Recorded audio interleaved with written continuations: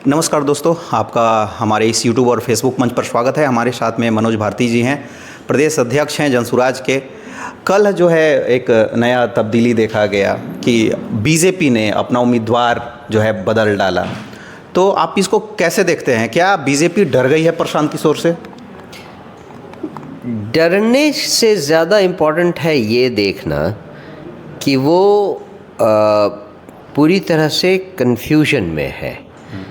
प्रशांत किशोर जी के नॉमिनेशन के बाद हर व्यक्ति यह जानता है कि इनसे अच्छा उम्मीदवार बांकीपुर के लिए और कोई नहीं हो सकता।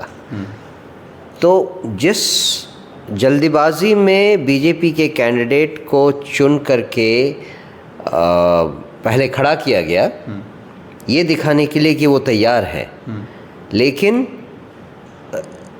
विद इन अ डे, एक दिन के भीतर ही उस उम्मीदवार ने किसी पारिवारिक कारण का बहाना करते हुए अपना नाम वापस ले लिया। ये अनप्रेसिडेंटेड है, ऐसा कभी नहीं हुआ बीजेपी में कि किसी ने नामांकन पत्र डाल दिया हो और उसके बाद उसका नाम वापस हुआ हो।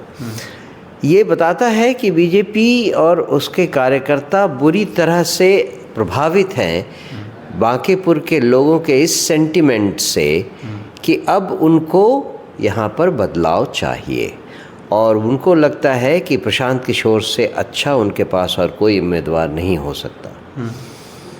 अब देखना ये है कि बीजेपी अपनी इज्जत और अपनी साख को बचाने के लिए किस किस तरह के हथकंडे अपनाती है, क्योंकि वो तो साम दाम दंड भेद के लिए जाने जाते हैं। हर तरह के अच्छे बुरे हथकंडे उन्होंने अपनाए हुए हैं, बिहार के पिछले इलेक्शन में, बंगाल में, और अब तो पूरी दुनिया जानती है कि वो किस तरह के खेल खेलते हैं।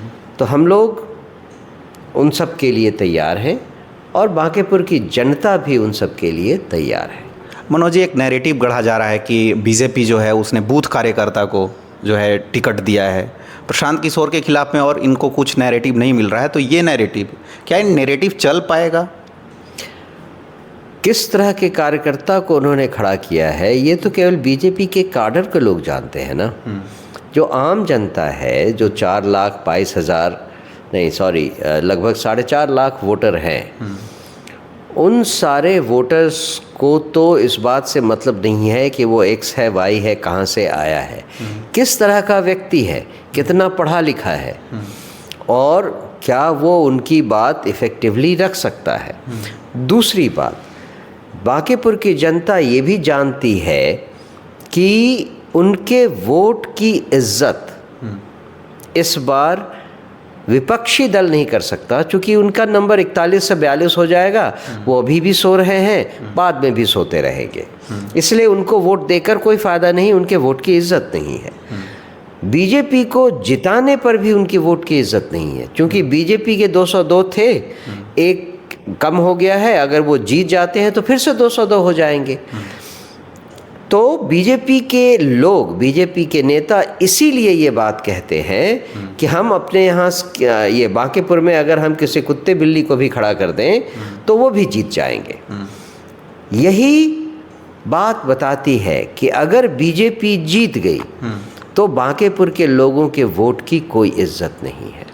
लेकिन अगर ये बोलते हैं, अगर पहली बार बांकीपुर के लोग बीजेपी के उम्मीदवार को हरा देते हैं तो इस हार की धमक बिहार के मुख्यमंत्री से लेकर सेंटर में मोदी जी और अमित शाह जी के कानों में भी पहुंचेगी, और शायद इस हार से उनको पता चल जाएगा कि बिहार के लोग उनके द्वारा किए गए धोखे को समझ रहे हैं, और इस गफलत को, इस गलती को सुधारने के लिए हो सकता है ये दोनों बिहार को कुछ ज़्यादा पैसे दें, कुछ ज़्यादा फंड प्रोवाइड करें, कुछ इंडस्ट्रीज़ बनाएं।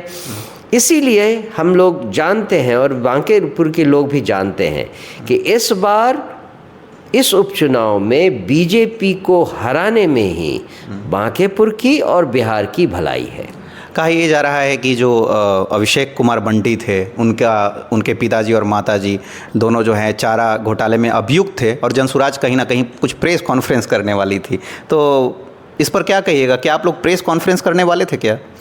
अब जो नहीं हुआ उसके बारे में अब क्या कहना, उसके बारे में कोई ज़रूरी बात नहीं है। लेकिन आप भी पत्रकार हैं और आप चेक कर लीजिए कि उनके माँ बाप की क्या एंटीसीडेंट्स रही हैं, क्या हिस्ट्री है। ये तो आजकल तो चैट जीपीटी है, एक बार आप ज़रा एक नहीं, उनके पिताजी तो बोल रहे हैं कि हाँ हम पे अब मेरे को अभियुक्त बनाया गया। अब फिर और क्या हो सकता है, फिर क्या हो सकता है, फिर तो इस बात में सच्चाई है तो है। मनोज जी, ऐसा देखा जाता है बिहार में कि ज़्यादातर जो चुनाव है उसमें कास्ट समीकरण जो जिसको बोलता है सोशल इंजीनियरिंग के रूप में यहाँ पे काम करता है। तो इसको कैसे आप जो है अपना सोशल इंजीनियरिंग आप लोग कैसे करेंगे, कौन से लोग आपको वोट करेंगे? पूछा ये जा रहा है जनता के द्वारा या मीडिया के अंदर में जो है ये एक बात उठ रही है बार बार। नहीं, जो पिछले 2-2.5 महीनों में हमने बांकीपुर में लोगों से बातचीत की है, हर गांव में, हर गली में, हर वार्ड में हम घूमे हैं, वहाँ पर लोगों की ये आम राय बन रही है कि अब बहुत हो गया, 40 साल हमने इनको दिए, अब अच्छा है कि एक बार हम इस रोटी को पलट के देखें। क्योंकि रोटी को 40 साल तक एक साइड में रखा है, अब वो जल गई है। जब तक इसको पलटेंगे नहीं तब तक रोटी अच्छी बन नहीं पाएगी। तो ये अब बांकीपुर के लोग समझ गए हैं और हमें किसी कास्ट समीकरण की ज़रूरत नहीं है, क्योंकि वहाँ चाहे किसी कास्ट के हो, किसी धर्म के हो या फिर किसी विचारधारा के हो, वो लोग भी इस बार बदलाव चाहते हैं। चाहे वो बीजेपी के समर्थक हों, आरजेडी के समर्थक हों या जदयू के समर्थक हों, हर कोई इस बार चाहता है कि अगर प्रशांत किशोर खड़े हों तो हम प्रशांत किशोर के साथ जाएंगे। और इसीलिए हम कहते हैं कि हमारे लिए कास्ट समीकरण कोई मायने नहीं रखता। प्रशांत किशोर जी का ये पहला चुनाव है, कैसा लग रहा है? मतलब आप लोग का गतिविधि जो है और कितना बजे आप लोग सो रहे हैं, क्या गतिविधि चल रहा है? थोड़ा टेंशन भी होता होगा। टेंशन की कोई बात नहीं है, हमारी तैयारियां बिल्कुल सुचारू ढंग से चल रही हैं। हम लोग हर वार्ड में, हर बूथ पर अपने नेताओं के साथ जुटकर काम कर रहे हैं। प्रशांत जी भी लगभग डेली हर जगह पैदल यात्रा भी करते हैं, लोगों के साथ चाय भी पीकर नुक्कड़ सभाएं करते हैं, फिर आम सभाएं भी करते हैं। तो लोगों में एक बहुत बड़ा उत्साह है और इस उत्साह को देखकर हमें लगता है कि हम जो मेहनत कर रहे हैं वो ज़रूर कामयाब होगी। कहा जा रहा है कि ये मोदी जी के बॉस, मोदी जी ने बॉस बोला था नितिन नवीन को, उनके क्षेत्र में, उनके विधानसभा क्षेत्र में चुनाव है, तो किस तरीके से आप लोग लेते हैं इसको? मोदी जी के बॉस का अगर क्षेत्र है और इतना ही उनको इसकी चिंता थी तो आपने उम्मीदवार चुनने के पहले थोड़ा और ध्यान क्यों नहीं दिया? और ये तो बोल रहे थे कि कुत्ता बिल्ली भी जीत जाएगा, तो फिर उम्मीदवार दिए और फिर बदल भी दिए। तो ये कन्फ्यूजन का स्टेट दिखाता है और सब लोग बेसिकली जनता का मूड भी समझ रहे हैं और इस बात को पचा नहीं पा रहे हैं कि इस बार उनका गढ़ ढहने वाला है। वो शायद ये बात सही भी है कि उनको समझने की ज़रूरत है कि प्रजातंत्र में किसी का कोई गढ़ कभी होता नहीं है। गढ़ भी जनता बनाती है और गढ़ को जनता ही ढहाती है। इस बार बांकीपुर की जनता ने इस गढ़ को ढहाकर एक नया गढ़ बनाने का सोच लिया है। तो आप किससे अपना जो है लड़ाई मान रहे हैं, बीजेपी के साथ में या आरजेडी के साथ? आरजेडी तो कहीं है ही नहीं। बेसिकली बीजेपी हमारा प्रतिद्वंदी है और जनता भी यही मानती है कि लड़ाई बीजेपी और जनसुराज में है, बीजेपी और प्रशांत किशोर में है। तो ये लड़ाई जनता जीतेगी, हम तो एक माध्यम है। अंतिम सवाल मेरा कि बोला जा रहा है लोगों के द्वारा कि अकेला चना पहाड़ फोड़ेगा क्या? अगर प्रशांत किशोर जीत भी जाते हैं, जनसुराज जीत भी जाती है, तो 243 में एक क्या इम्पैक्ट रहेगा आप लोगों को जीतने के बाद में? क्या आप विपक्ष की भूमिका में निभाते नजर आएंगे? हालांकि आपके पास में उसके लिए भी 10% सीट होना चाहिए, लेकिन अकेले क्या विपक्ष की भूमिका में आएंगे नज़र? इस सवाल अच्छा है, लेकिन इस सवाल का जवाब देने के पहले मैं आपको पिछला 4 साल याद दिला दूं। पिछले 4 साल में जब से प्रशांत किशोर जी गली गली गांव-गांव लोगों से बातचीत कर रहे हैं, इतनी लंबी पदयात्रा की है, तो इस दौरान हमने बहुत तरह की चीज़ें लोगों से बताई और इतना हल्ला मचाया कि बाहर रहते हुए सरकार डर गई। उसके उदाहरण देख लीजिए। नीतीश बाबू की सरकार पिछले 20 सालों से कहती रही कि हम वृद्धावस्था पेंशन 400 रुपये से नहीं बढ़ाएंगे।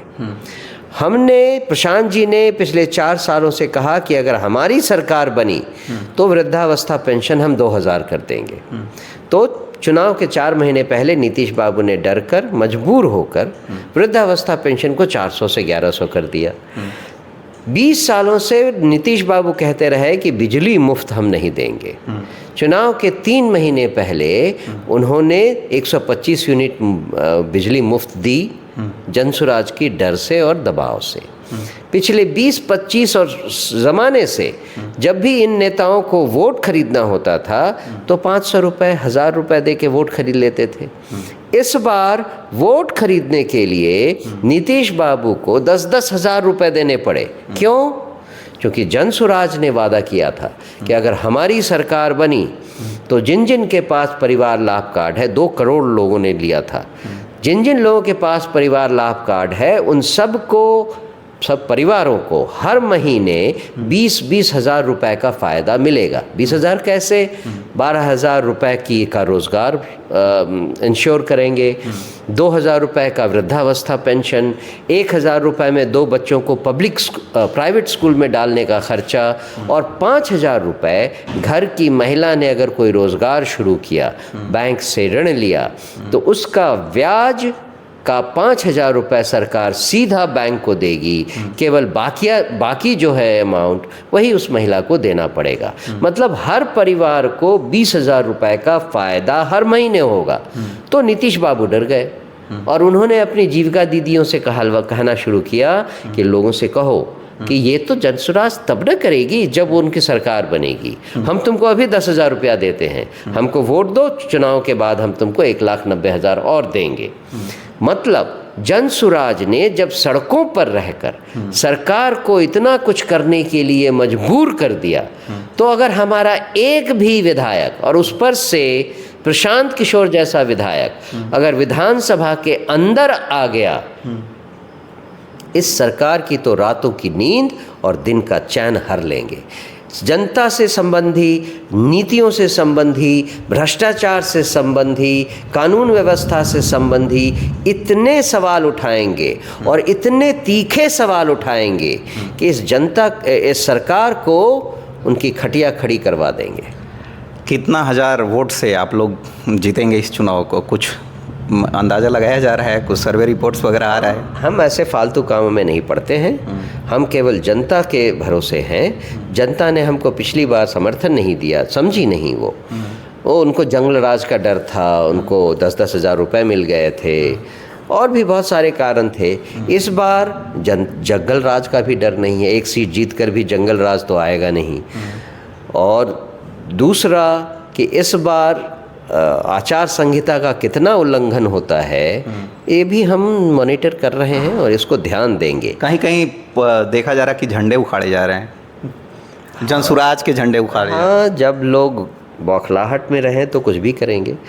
झंडे उखाड़ने से और परेशान करने से कुछ थोड़ी न बनता है। वोटिंग दिमाग से होती है और इस बार अगर जनता ने अपने दिमाग में सोच लिया कि किसका गढ़ ढाहना है और किस नए गढ़ को बनाना है, तो उसको और आप कुछ नहीं कर सकते। ये कोई मिट्टी गारे से तो बनता नहीं है गढ़, ये तो लोगों के समर्थन से, उनके मत से बनता है और यही इस बार बदलने वाला है। तो ये थे हमारे साथ में मनोज भारती जी। कैसा लगा वीडियो नीचे कमेंट बॉक्स में ज़रूर लिखिएगा। फेसबुक पे हैं तो फॉलो कर लीजिए, यूट्यूब पे हैं तो सब्सक्राइब कीजिए। बहुत बहुत धन्यवाद।